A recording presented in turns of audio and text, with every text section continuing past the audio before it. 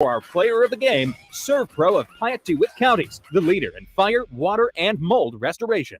Tuning into the baseball game, monitoring the incoming storm, catching your favorite talk show. These are just a few of the reasons more than 80 million Americans depend on AM radio each month. And did you know AM radio is the backbone of the emergency alert system? It's reliable, free, and public safety depends on it. Text AM to 52886 and tell Congress we need AM radio in cars. Message and data rates may apply. You may receive up to 4 messages a month, and you may text STOP to stop. This message furnished by the National Association of Broadcasters. Central Illinois' most listened to agricultural radio station, WHOW, provides the latest farm news online. By directing your browser to IllinoisFarmRadio.com on your favorite electronic device, you'll find the guest list for this week's WHOW morning and noon farm shows, the latest commodity prices, and farm news from the USDA, Illinois Department of Ag, Illinois Farm Bureau, and more. Bookmark this URL on your favorite device, IllinoisFarmRadio.com, IllinoisFarmRadio.com, and be in the know. At Central Illinois Outdoors, with me, Jared White, we want you to be a part of the program as well via the Archer's Alley Catch of the Week. Each week, we'll select one of your pictures submitted at CentralIllinoisOutdoors.com and invite you to tell your story of the great outdoors. We're looking for your kid's first catch or even your first big buck. There's a simple, easy form you can fill out on your phone or computer at CentralIllinoisOutdoors.com. Send us your story, send us your pic. CentralIllinoisOutdoors.com and the Catch of the Week, brought to you by Archer's Alley, North 22nd Street in Decatur. Central Illinois' leading online source for local news, police blotter, for the record information, obituaries, and more is DeWittDailyNews.com. Since 2008, DeWittDailyNews.com has delivered fresh, online content to internet readers. From the City Council, to School Board, to the County Board, and more, DeWittDailyNews.com covers the local news you expect from the area's #1 local news source, and it's all absolutely free. Now you have even more ways to access DeWittDailyNews.com. Whether you're at your desktop, laptop, tablet, iPhone, or smartphone, DeWittDailyNews.com is delivered to all those platforms. That's right. It's even there on your iPhone and smartphone. The same local news, weather, and sports that's on the full-size edition is on your iPhone and smartphone just by going to DeWittDailyNews.com. If you haven't tried it, why don't you? Go to Central Illinois' leading online source for local news, police blotter, for the record information, obituaries, and more on your desktop, laptop, iPhone, or smartphone, DeWittDailyNews.com. News time is 10 minutes after 7 o'clock on this Tuesday morning. Top of the morning from the newsroom of Regional Radio and DeWittDailyNews.com. I'm Seth Lawrence with this expanded local newscast. We stream to Facebook and YouTube, brought to you by Peterson Insurance, your Pekin Insurance agent in Clinton. And news is brought to you by Baum Chevrolet Buick in Clinton, your Silverado headquarters. Just before 6 p.m. Monday, Clinton fire was called to a gas line struck by utility crews near Jackson and Main Streets in Clinton. Authorities indicate first arriving responders located the area of the leak and made initial checks of the homes, businesses, and sewers in the surrounding areas and found no elevated levels at that time. However, during the next reassessment, crews started getting elevated gas readings in the sewer and buildings. At that time, a first alarm for manpower was paged, bringing help from the Wapella, Kenny, and Maroa fire departments. There was then an evacuation of 12 blocks in the direction the gas was moving through the sewer, and crews coordinated with Ameren on ventilating the First Christian Church to keep the levels low and away from an explosive concentration of gas. Ameren stopped the leak and began ventilating the sewer to get levels back down to a safe level. Residents were able to re-enter their homes around 9 p.m. Monday. Authorities thank all the residents for working with crews during the event and evacuating when asked to do so. They also thank mutual aid fire departments for helping in the evacuation and securing of the area, and also DeWitt County EMA for their assistance. Just after 6 a.m. Tuesday, the department shared on Facebook a less fortunate outcome that took place in Woodstock, Illinois, where a home was leveled by an explosion from gas leaking into the sewer. There have now been 2 major gas leaks in the community this year, and authorities say they are fortunate what happened in Woodstock has not happened in Clinton. It will be a busy time at Warner Hospital in the coming months as the cooler winter months approach. Inside Clinton's healthcare facility, things will be changing quickly. On the WHOW Morning Show Monday, CEO Paul Skowron told Regional Radio the parking lot project is probably the most visible project going on right now. That should be wrapped up by the end of the month. What is going to be the new entrance for the specialty clinic, the entire area to the west has been houses removed and ground being leveled out, and a concrete retaining wall has been built. The forms went up, they poured the concrete, forms came down, and it was really moving last week. We had that one day of heavy rain, and that put the schedule behind by only one day. As you had indicated, there's time for catch up because it looks like we have a pretty good week ahead of us from a rain standpoint. And so today, they're out there moving the dirt, again, leveling it out, but also installing the sewers before we get to the final leveling and the final pour. But by the end of October, we're going to have a pretty finished parking lot. According to Skowron, as the parking lot project gets wrapped up later this month, he says the new west side entrance will then get underway. Just by virtue of what's going on with the emergency room, which is maybe 100 feet away from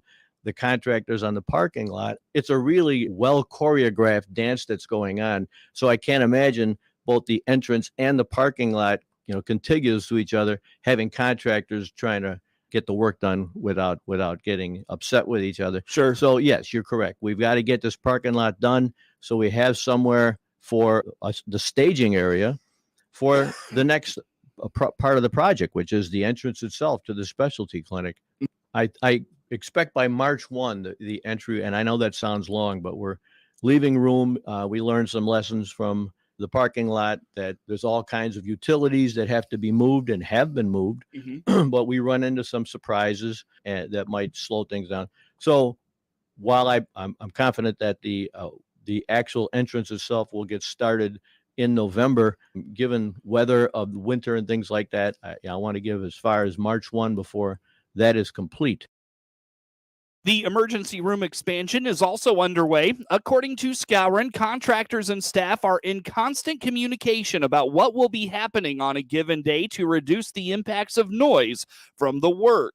So that's the project that's the most difficult to choreograph because it is a 9-month project. To refresh our prior discussion, we can never close down the emergency room by state law, of course. So 24/7, 365 days, we have to have the emergency room open. As a result, we can only do one third. We can only work on the project a third at a time so that operations can continue in the emergency room. It requires the contractors to do a lot of setup, to do separation walls, to reduce dust and noise as much as possible as they go section by section. So last week, in that first section, they were cutting out concrete with 36-inch blades, cutting out old concrete. And today they're pouring new concrete in sections that need fortification and will create new walls for new sections. So these things have to be done safely, and it has to be, it goes slower because they have to be done so safely. The guys have got certain things on their shoes to pick up dust and stuff like that. They have to pat their feet down every time they go in and out of the building to reduce dust. But we appreciate all those safety concerns and the way they are going about it safely. We also discussed, you and I, how we have to inform the staff on a daily basis what is going to happen today, so we can warn the managers, here's where the noise is going to be concentrated today. So please stage your patients upstairs and inpatient as far away as possible from the construction noise. So that's a moving target. Every day that changes. It's maybe every week it really changes, but sometimes it's on a daily basis that the construction guys will say, we just found something new. We got to get together with the architects. Let's discuss a possible mini change. Then we put out information on a daily basis to the managers and the staff, all the staff. Yeah. Here's what's happening today. Be aware. Skowron admits there have been some times when the fit for everything has been tight, particularly when the demand for the emergency room is high. He points out, however, the community has been very understanding and has not received any complaints. We have had a couple of incidents where you can't predict emergency room activity. You can predict family medicine activity and pretty much specialty clinic, but we've had a couple of log jams in the emergency room. Fortunately, a lot of the log jams happen on the weekend, but there's no construction going on the weekend. They have to work 6 till 4 o'clock. And so only those daytime log jams. So far it's been minimal. Again, we're thankful for the great weather so we can stay on course, and very thankful to the staff for supporting advanced knowledge to the patients so we can keep patient satisfactory during this whole episode. As those inpatient individuals watch the progress of the parking lot construction, Skowron says it's nice to visit with the regulars to the facility about the convenience that will be added once everything is wrapped up. Veterans groups in DeWitt County remain successful thanks to great community support, but they also benefit greatly from the annual Apple and Pork Festival. Josh Thielen with the Clinton American Legion indicates they raise money each year to help support local veterans through several programs. We don't really have anything earmarked specific from the funds, but they do help to go towards our general maintenance for our building. They help to go towards other veterans, Operation Comfort Warriors. We make donations to that. And we have a gift to the Yanks program that we make donations to. Lots of different programs to help different veterans and bring in a little extra cash flow for those programs. Sure. According to Thielen, members of the Legion are instrumental in deciding where they direct its support. Usually we'll bring it up at a meeting, take it to a vote to decide which organization and which program we think needs it the most, and that's where we tend to send it to. To learn more about becoming a member of the American Legion, Thielen encourages visiting their Facebook page. News time is 19 minutes after 7 o'clock on this Tuesday. Plenty more to get to coming your way on the WHOW Morning Show. Looking for Chevrolet inventory? This is Scott Baum from Baum Chevrolet Buick here in Clinton. We have the all-new Chevrolet Trax, Blazer, and Trailblazers coming. Plus, several Chevrolet Equinoxes and Traverses are here. This month, take advantage of extra $1,000 trade-in assistance on your trade. There's always a need for quality trades here at Baum's. BaumChevyBuick.com. Right from the start. News time is 20 minutes after 7 o'clock on this Tuesday. Again, I'm Seth Lawrence with you folks today for this expanded local newscast. Illinois has plenty of representation at the National FFA Convention in Indy next month. A rundown from Illinois FFA's Mindy Bunzelmeyer. So That's Illinois great. Has 8 young leaders that are competing as national finalists in their proficiencies. And we have 16 young leaders that are competing in national finals for agri-science. And then Taylorville FFA chapter is also a finalist in the top 3 for the National Chapter Award in Strengthening Agriculture. So it's a big convention for Illinois. And of course, our national officer candidate, Mr. Adam Locher, state president from a few years back, is going to be representing Illinois, running for national office. So that always makes things very exciting for us too. We always like to cheer on our own. And Illinois has a lot to celebrate this year. The National FFA Convention is November 1 through 4. The Illinois Agri-Food Alliance continues to promote the Ag-Niter program, which introduces students to a wide array of careers spanning agriculture, food, and natural resources. Part of the effort involves career chats, highlighting the agri-food system from mechanics, marketing, finance, and law to food innovation, technology, and cyber security, says Chanel Rainey-Jacob with the Alliance. I would say anyone interested in partnering with ALAFA or partnering with the Ag-Niter, we're looking for teachers and principals throughout the state of Illinois who would like to bring this information to their students. We would love to facilitate these chats with your students. This program is flexible in terms of making sure our career chats fit into those 45 minutes, 46 minutes class periods. This program can be tailored to speak to your students about career opportunities that align with your curriculum, be it science, be it math. We can bring in a financial professional in the ag business sector as well. So for any teachers or educators that's interested in partnering with us, I can give that the contact information. But also any ag professionals, please reach out to us. There's so many kids that that by you introducing yourself to them and introducing your career to them, it would absolutely change their life. So any agri professional in any of the different agriculture, food, and natural resource industry careers, like any of the ag professionals that would like to partner with us, that would be amazing to be able to get you in front of the students and for you guys to give back in that way. More information is at ilagrafood.org. You can also contact Rainey Jacob at Chanel at ilagrifoood.org. A recent college graduate discussed her involvement with a USDA program during high school and other experiences that led to her current position at a USDA plant protection specialist. Rod Bain has this report.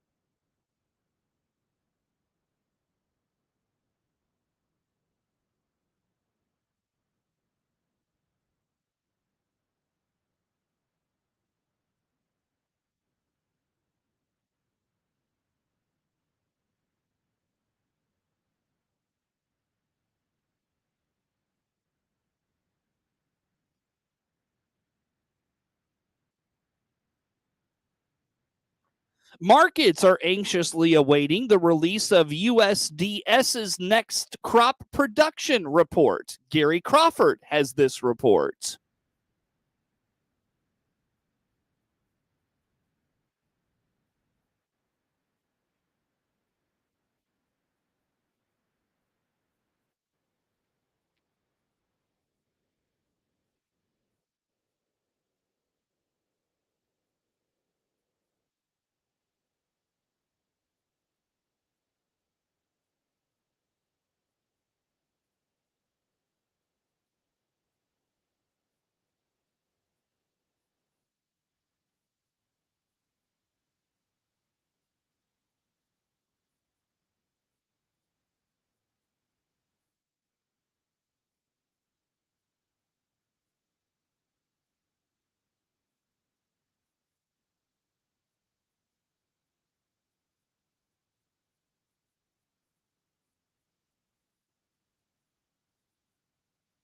What are the export sales prospects for the U.S. crops now being harvested? A new report may give us a better idea. Gary Crawford has this report.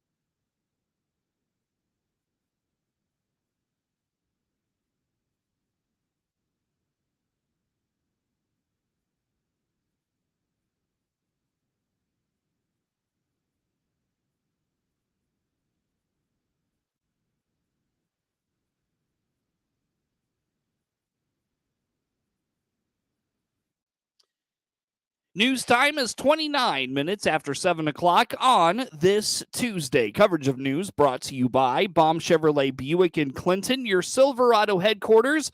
And we stream to Facebook and YouTube, brought to you by Peterson Insurance, your Pekin Insurance agent in Clinton.